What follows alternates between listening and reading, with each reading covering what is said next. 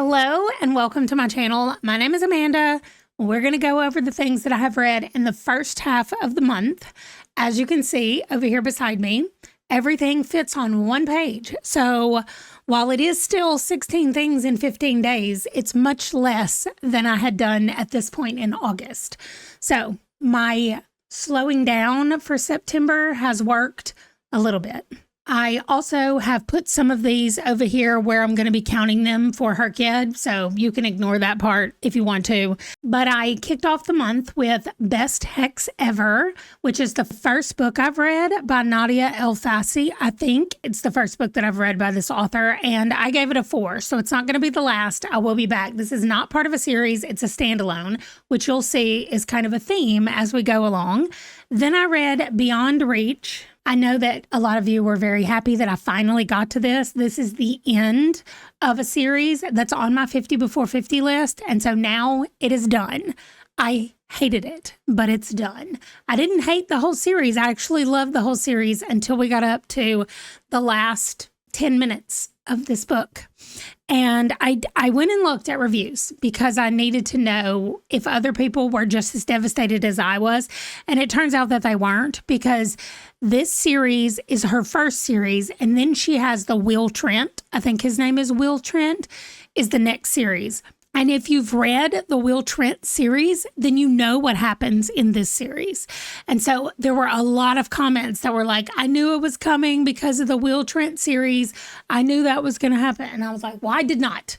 And I was devastated and I hated it. So anyway, it's done. It's finished. I think Karen Slaughter and I are breaking up. Her books are too graphic and too intense for me. So I think I'm finished with Karen Slaughter. Somebody asked me if I was going to continue with her next series, and the answer is no. There are so many other series and books and writers that I love, and I don't dread reading their books. So I'm just going to move on. Then I moved on to a nonfiction called A History of the World in 6 Glasses by Tom Standage. And this was so incredibly interesting. He started with beer and about how water was unsafe to drink. And so humans developed a way of fermenting the oats and the barley and the stuff that they were growing in order to be able to drink it in a safe way. So beer became like currency for a little while. There were even people who was paid in beer chips, and you would take those chips and trade them in and get your beer. And that was how you were paid for your job. So I love that he goes through the whole gamut, starting with beer and ending with Coca-Cola, but kind of ending with water, because he's looking forward to like the next one. And he's saying that now that we're able to clean water in a larger, more efficient way, that bringing clean water to every place on the planet is like the next step that we're working on making. And so I liked it. I thought it was very good. It was exactly what I needed, which was a complete switch to what I had been reading. And so it was nice to just jump into some nonfiction. While I was reading that, though, I started The Curious Case of the Copper Corpse, which is the next Flavia de Luce novel. And that one was just a short story, 22 pages. I read that on my Kindle, and it was literally just Flavia sneaking into a boys' college. Well, a boys' school. I don't think it was what I think of as college. I think they're high school students, maybe even middle school age, but I think they're high school students. And she likes to go on the grounds of this school because it's where her dad went to school. And she talked to the headmaster one time about a different mystery that she was trying to solve. And so she feels like she can go there whenever she wants and sit on the grass. And she could just be somebody's sister who's visiting. And so it's fine for her to do that. So she's out there and she gets, one of the boys comes up and he's like, Flavia, I actually need your help. Come help me do this. I found something. And so they go up there. He shows her a dead body and he's like, it has to be somebody that lives in this room. Well, all the boys come back, and he means like in the hall, there's 2 different groups of boys who share the same bathroom. and it has a tub in it. And the headmaster, not the headmaster, but a different, like another teacher, but not the headmaster, is dead in there. And Flavia's like, okay, so let's figure this out. And so the bathtub is copper. And because of the way the guy died, his skin has now a copper sheen to it. Anyway, it was very cute. So fast, just 22 pages, like I said, but so well done and exactly the amount of Flavia that I wanted, just a little bitty touch of Flavia, and I can't wait for the next book in the series. Then I moved to another nonfiction called Blink, and this was so incredibly interesting. I love Malcolm Gladwell's nonfiction. I have read probably 2 other books from him, and so far everything has been a hit for me. It's been very interesting. I like the way he tells the stories. Like, I just like the way he builds layers of information and also tells it in a way that is interesting. I don't know how to describe it other than to say I like the way he tells nonfiction stories. So anyway, Blink is about making split-second decisions in the blink of an eye. And it was so good. There were so many topics in here that I would just stop reading and be like, y'all, I've got to tell you this. And whoever was around me had to listen to me explain this book. And I am not Malcolm Gladwell. And so my explaining is definitely not as good as his.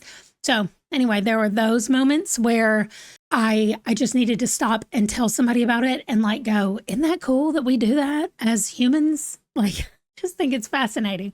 It was so incredibly good. And he also talked about the bias test that you can take online that has to do with gender bias and racial bias. And it's about like ingrained things in our systems from what's around us. And there are actually studies that say that the stuff that we see around us that portrays people in a positive light or portrays people in a negative light reflects how we see all people who look like them.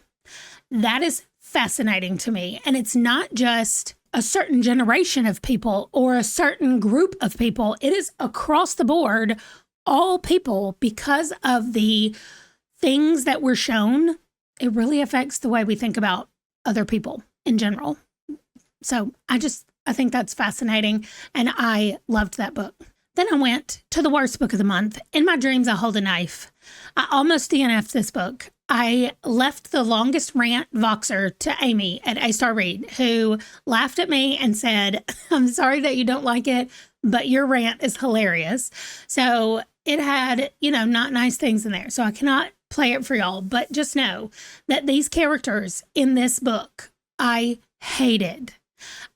There's one character that I liked, just one. Potentially, I thought there might be 2, and then no, I was betrayed and just down to one character only that I liked. I didn't even mind finding out who the killer was because honestly, at that point, I was like, good for you, girl. Kill everybody. Just kill everybody. Anyway, that one was not wonderful. And I read another one so close to that at this point in my mind, both of them match. I liked the other one a little bit better. We'll get there in a minute. But anyway, this is my first Ashley Winstead. I'm not going to not read anymore from her, but I hope I remember that I did not like this book. I gave it 2.5 stars because I hate to go under that for a rating. And I can see why people like it. I do not like messy nonsense. I hate it. I hate when you are in the point of view of people and you can't even find anything redeeming about them. You don't have to be a perfect person. I want you to mess up. That is what makes a well-rounded person.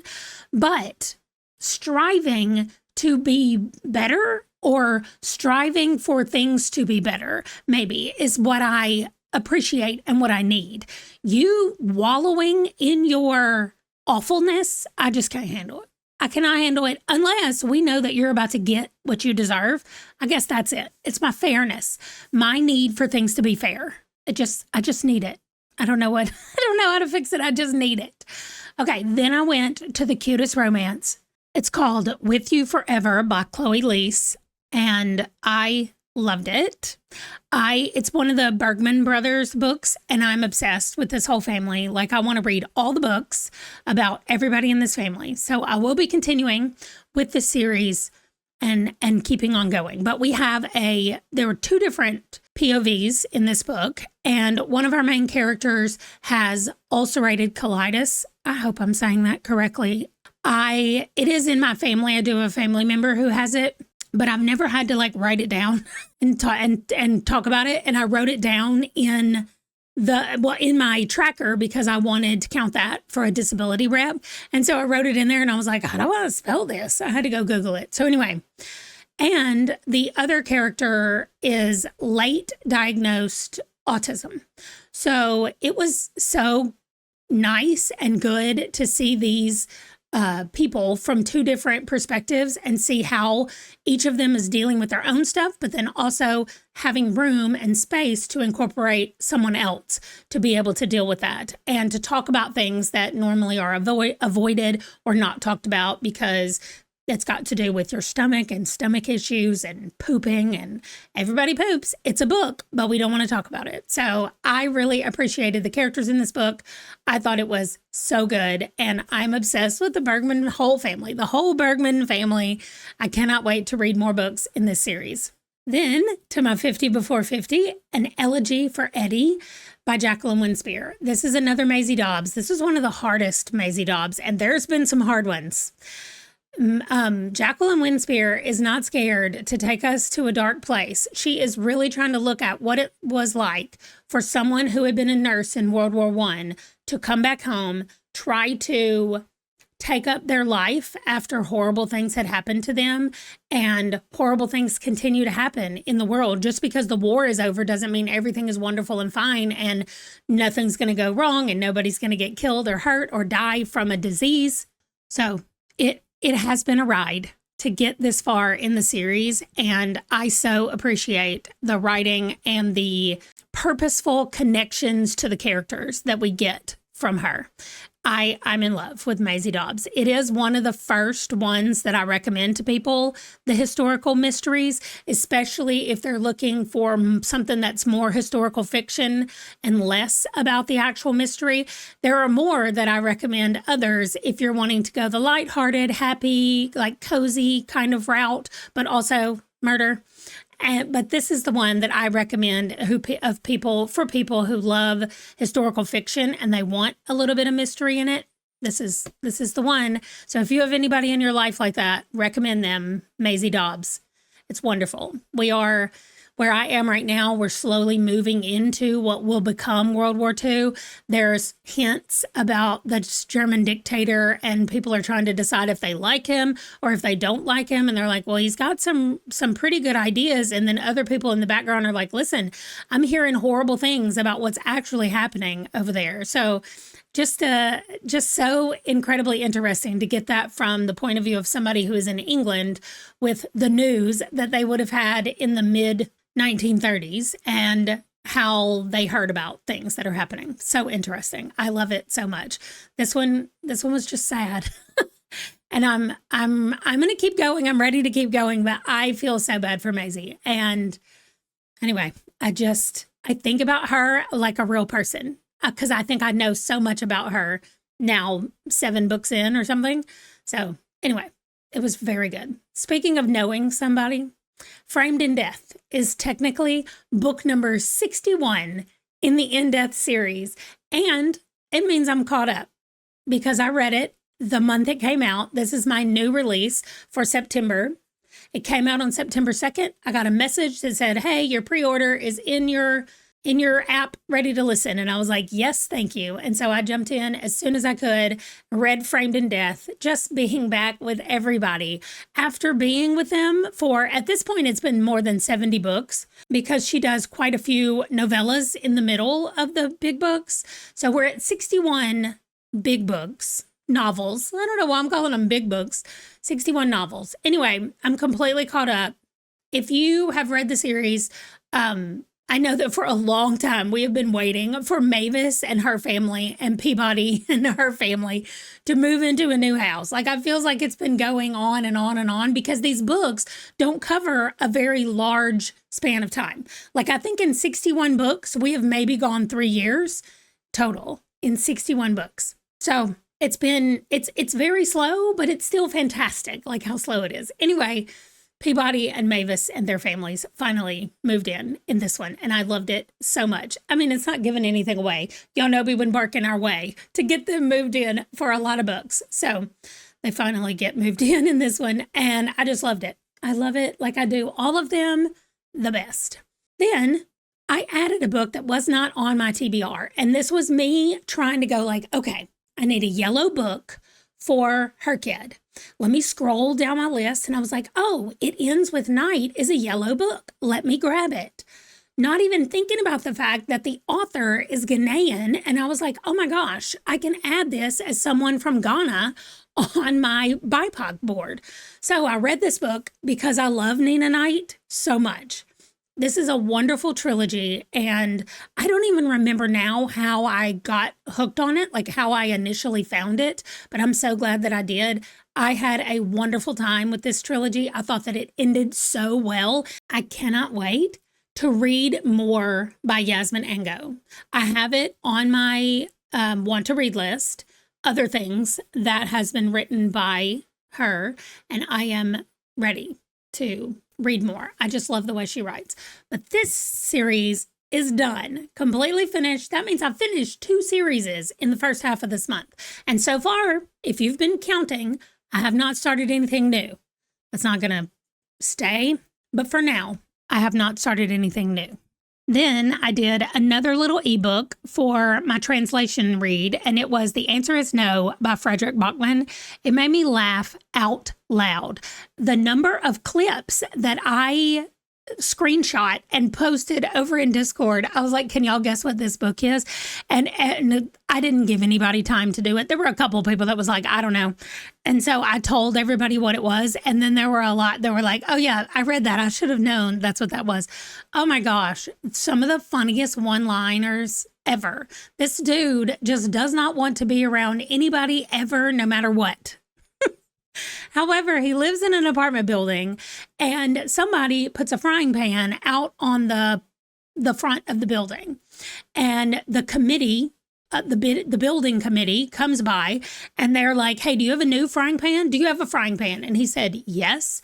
And they were like, okay, well, we're going around finding out who doesn't have one, because clearly they're the ones that put it out front. And he's like, or what about the people who have a new one? Because they would have bought one to replace that one. And they're like, oh my gosh, you're so smart. You need to be on the committee. And he's like, no, the answer is no. Anyway, I loved it so much about how a frying pan ruined his life. All right. Then we went back to 50 Before 50 for Crowned and Dangerous by Reese Bowen. This is Her Royal Spyness series. I'm still working on it, but I love it. I love Georgie. I love Darcy. Oh my gosh, I thought they were going to get married. They tricked me in this one. And I was like, oh, it's about to happen. It's about to happen. No, it's not. Oh my gosh. I do know that eventually they get married. I don't know if it was because I was buying like one further in the series or something, but I did have that spoiled for me. And then I guess I just spoiled it for y'all. So I'm sorry. I put spoiler thing at the bottom. I didn't mean to do that. But anyway, so we're following Georgie, who is like 79th, 29th in line for the throne. I don't remember how far down she is, but her boyfriend's fiance, I don't know. His dad is accused of murder, and they go to try to prove that he didn't do it, but he's pretty convinced that he may have done it. So thus begins the mystery of what really happened to the guy who got killed. It's so good. Like, I just love being in that world also and meeting those people. So that is a continuing series. The only new series I started this month is A Boy Called Bat. Y'all, his name is Bixby Alexander Tibbs. I just made that up because, you know, they call me Mr. Tibbs. Oh, I was so close. His name is Bigsby Alexander Tam. I just knew it wasn't Tibbs, but I was so close. Okay, anyway, so his initials are Bat. He goes by Bat. And he said, I like it because I like animals more than people. So nobody ever says anything in the book about him being autistic, but in the description, it does say that he is autistic.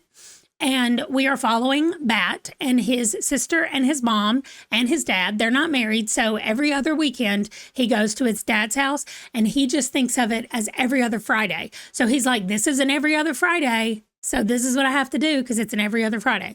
Well, one day his mom was late to pick him up and he was freaked out because his mom is always there on time and he needs her to be there on time. Well, when she gets there, she said, I'll tell you what happened when we get home. I just had an issue at the vet. She's a veterinarian. I had an issue at the office. So when she gets home, she shows him a tiny, tiny baby skunk that she found.